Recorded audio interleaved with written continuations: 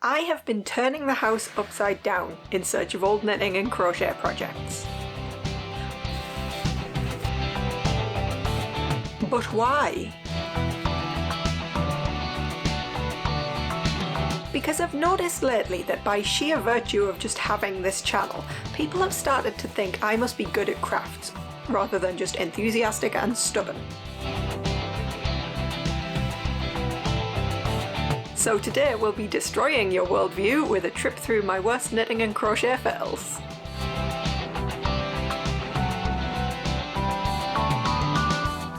For anyone who's new here today, hello, my name is Michelle and I'm a proud multi-crafter who loves to make all of the things and encourage you to do the same. If you're not new here, then welcome back, and you probably know that before we do anything else, we have got a giveaway to sort out. Welcome to All the Way Back on Monday morning. You'll have to excuse the wobbly focus, but I was far too lazy to actually get up off the couch and go to find the tripod. Let's see what we've got. Well, there we have it. Congratulations, Jessie! Drop me a DM on Instagram or wherever with your contact details and your happy mail will be winging its way to you shortly. If anyone out there doesn't know, Jessie actually has her own FlossTube channel here on YouTube, so I will link that in the description below and you should definitely check it out. Everybody else, thank you for all of your comments and your creative use of the code word last week. Better luck next time. Okay, craft fails.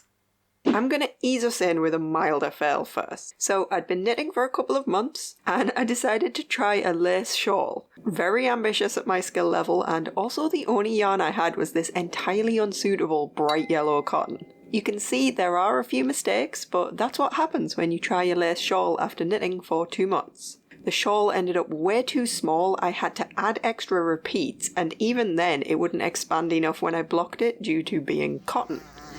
Plus the bright yellow attracted wasps. Now it was summer of my first year knitting and the Leela top caught my eye as a quick project that looked summery and fun. I thought this had definitely been frogged years ago, so imagine my surprise on finding it mostly intact. Unfortunately, on me it made me look about 5 feet wide. I guess it just got thrown in a bag to hide the shame and I forgot all about it until it came to putting this video together. Moral of the story, no more strapless tops for me. Around that same time, I got super excited to make a reef knot tank. I had a bit of a knitting crush on the designer, and look at her modelling this top, she looks amazing. I wanted mine to be finished for our impending holiday to Bavaria, and I remember frantically Kitchener stitching the straps together in the car as we pulled into the Manchester Airport car park. Just made it in time. Except it turned out, despite adding extra length to the pattern on purpose, my version was still too short and also somehow too tight. Yeah, this was not a good look at all. I'd love to find this one and see if it maybe fits a bit better now that I've lost weight or can be rescued in some way. It really is a nice design, and for once my choice of cotton yarn was actually appropriate. It's around here somewhere, I'm sure it'll turn up. So I'd been knitting for about half a year and I made the ultimate mistake. Convincing myself that making custom Christmas jumpers for me and some friends was totally achievable. Spoiler, it was not. Even sticking to cheap bulky acrylic yarn, the amount that I needed completely broke the bank. And it resulted in horrible stiff attempts at fabric that I'm kind of glad I can't find right now to show you. So 2 of the jumpers were just abandoned entirely about a week before Christmas. Dave's cardigan actually worked out kind of okay and he wore it a couple of times much to the amusement of his family. And then there was mine. This was done in the biggest rush. I wasn't experienced with colourwork, as you can very clearly see. I was lazy and carried floats way too far, and the upshot is it was just a total mess. Also, having the focal point of the design right there on my boobs was maybe a poor choice. Still, I like the raptors at Christmas design. Maybe I should try and make this again this year and see how much better it turns out. Okay, so remember my knitting crush? I decided to try another one of her patterns basically because she made it look so sexy in the photos on Ravelry.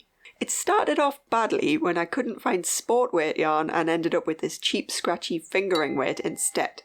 It continued badly when I gave up trying to work out the maths for fingering weight and decided to just knit a bigger size and hope it would all work out.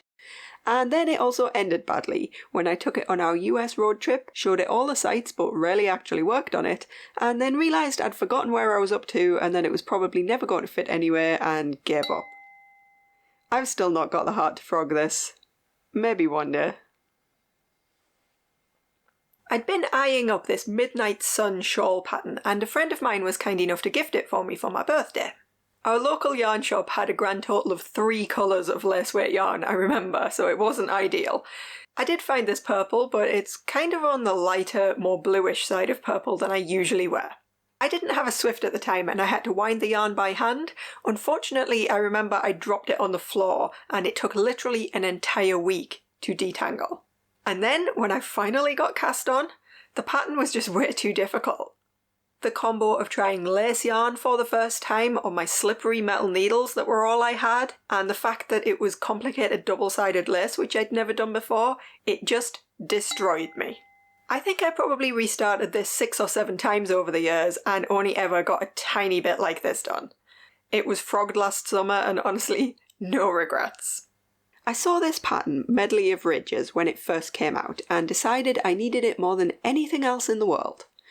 The construction was side to side and I needed it longer than designed, so I just had to sort of hazard a guess at how many extra chains to add. Looking at this, I probably should have increased the width too, but newbie's gonna noob. This is the back section. I remember the front section somehow ended up a full 4 inches longer on one side than the other. How does that even happen? Undaunted though, I continued with the back until realising I would definitely need to do the front again if I wanted it to be wearable, and also I'd gone off the pattern kind of as quickly as I'd become obsessed with it. Looking at it now though, I kind of like this again. Maybe I would leave out the diamond pattern in the middle though.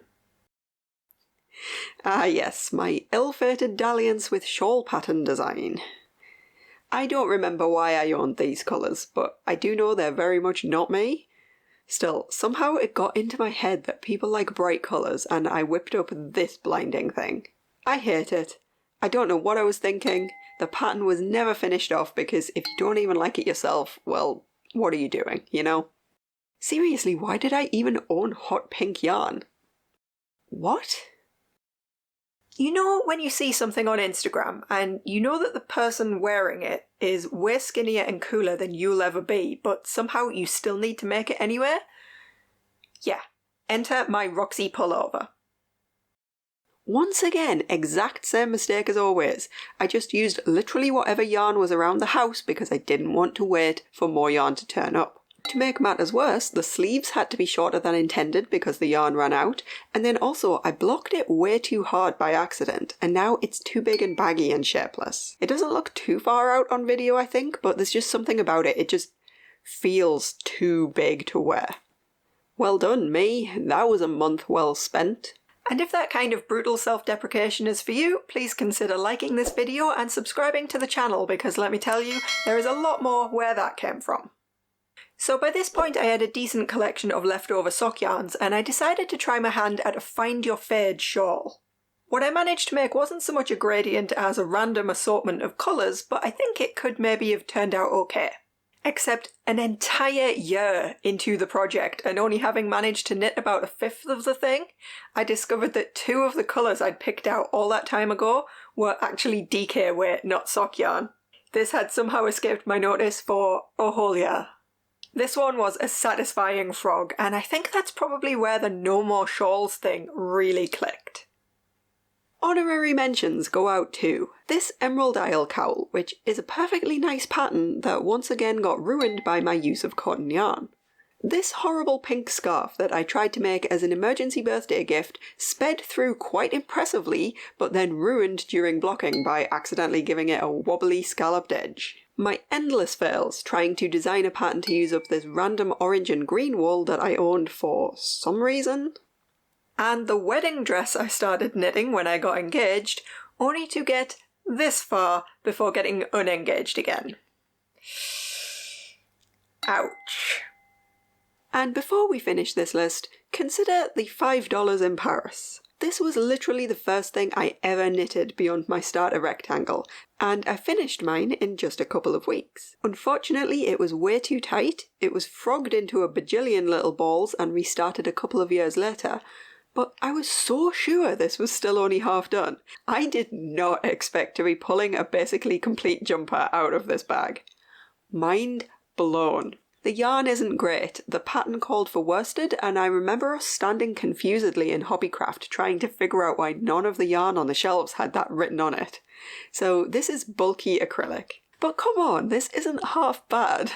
So much so I had to spend some time looking in the mirror and wondering why it had been dumped in a bag for the last 6 years. I think maybe it was the sleeves. They could do with being a bit slimmer. But I'm not gonna lie, this is not the abandoned fail I expected it to be. I will definitely be doing something with this. Honestly, there are probably so many more that I don't even have a record of anymore, and that's probably for the best. You might think that by now I've learned my lesson about being patient and waiting for suitable yarn to be delivered, but you would be very wrong about that. Of course, I do have plenty of successful projects as well, it's just those are a little bit less hilarious to look back on. Still, if anybody's interested, let me know, because I am perfectly happy to do a roundup of my actual successful projects. So, that's my shame aired publicly for all to see. Your turn. What lessons have you learned over the years? Have you found yourself in any of the same situations that I got myself into? Or are you just a natural talent to whom all of this comes easy? Leave a comment and let us know. You might know that my birthday is next week, and as a gift to myself I'm going to take the week off uploading. But don't worry, because in June we already have plans for a cross-stitch tutorial, a knitting tutorial, and a load of other good stuff too. In the meantime, I'll link some other fun stuff over there somewhere to keep you occupied. Have a brilliant rest of your day, and keep making cool stuff.